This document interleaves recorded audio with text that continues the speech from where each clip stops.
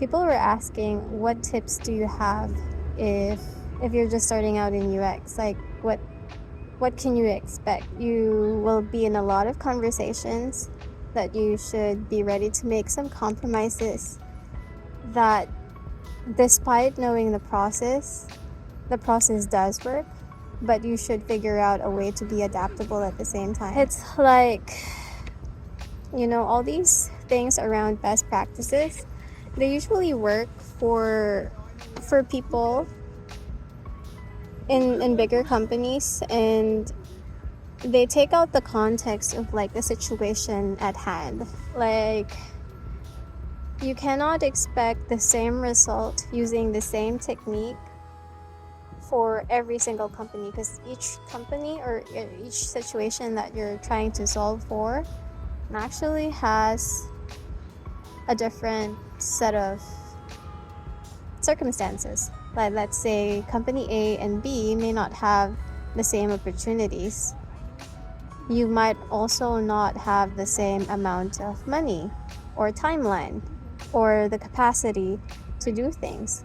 So when you're starting out, it may be easy to go into this rabbit hole of like, this is the UX process, you should listen to me, this is how we need to do things. Actually, you need to find that middle ground and collaborate with a trio with your peers. As UX designers, you need to marry the balance between what is usable, what is possible, what is good for the business, especially if you're a product designer, and what customers' needs are. So it has to be solving a problem. Sometimes the business may dictate a solution. They may already have an idea in mind, and it would be up to you to actually figure out how to solve for that. And that's a lot of, that could be very difficult, especially if you have no experience. But it builds up over time, so don't worry. Just keep trying. Just keep communicating. So the biggest soft skill that you can learn is communication and collaboration. Figuring out a way to make things work and being scrappy, especially if you do not have that budget at the start. And also trying to figure out how can you find allies. The more you climb up, let's say especially in a leadership position for UX, I think the more you work around strategy and around managing people, and also figuring out how can you support your team.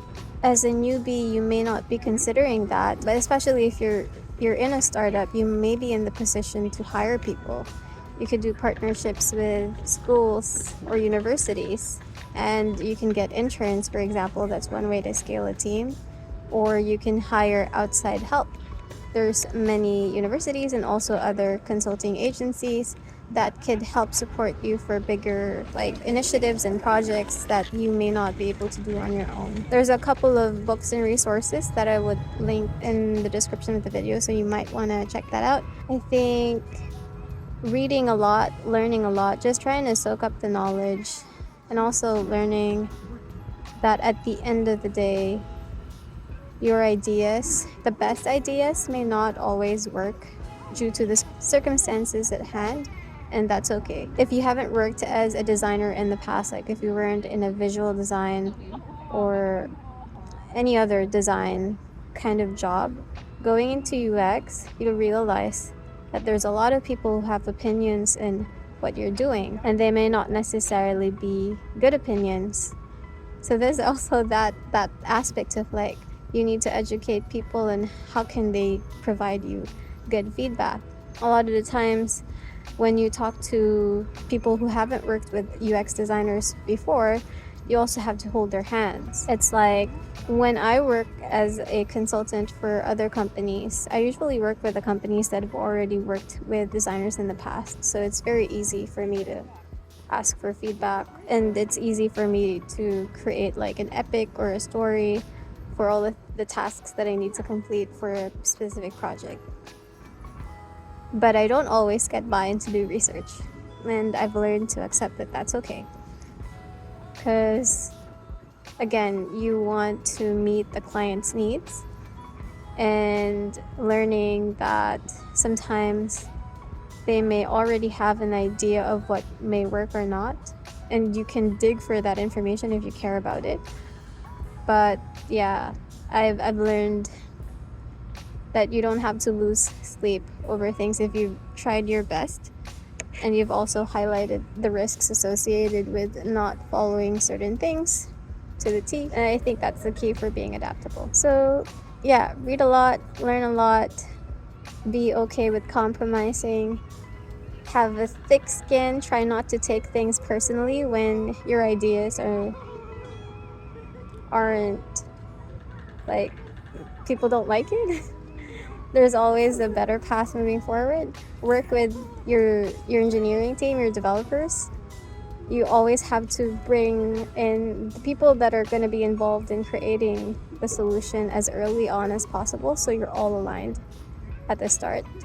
Because the worst thing that you could do as a designer is you try to craft the best idea only to learn that people can't create it, or you do not have the resources to actually do that.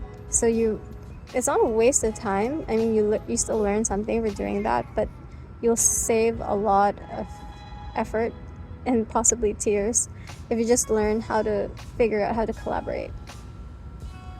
Yeah, I think those are my top tips. Good luck.